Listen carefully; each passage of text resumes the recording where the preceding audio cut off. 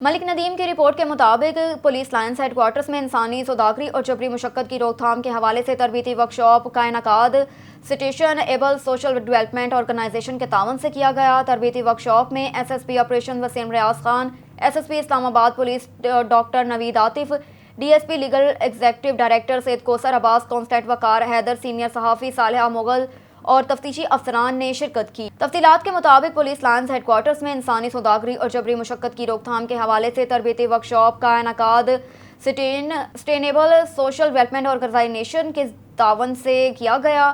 تربیتی ورکشاپ میں S S P operation Waseem Riaz Khan, S S P Islamabad police doctor Naveed Atif, D S P legal executive director Syed Kausar Abbas, constable Waqar Haider, senior صحافی صالحہ مغل اور تفتیشی افسران نے شرکت کی۔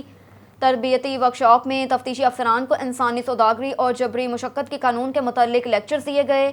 S S P doctor Naveed Atif نے کہا کہ خواتین، بچوں، معذور افراد اور ٹرانسجینڈر کا تحفظ کرنا ہماری اخلاقی اور قانونی ذمہ داری ہے۔ وسیم ریاض خان نے کہا کہ قانون پر مؤثر عمل درآمد کو یقینی بنایا جائے گا۔ اس حوالے سے تفتیشی افسران کو خصوصی تربیت دی جائے گی۔ S S P operation Waseem Riaz Khan نے سسٹینیبل سوشل ڈیولپمنٹ آرگنائزیشن کے نمائندگان کا اہم ورکشاپ کے انعقاد پر شکریہ ادا کیا۔ تقریب کے اختتام پر شرکاء میں سرٹیفکیٹ اور شیلڈز بھی تقسیم کی گئیں۔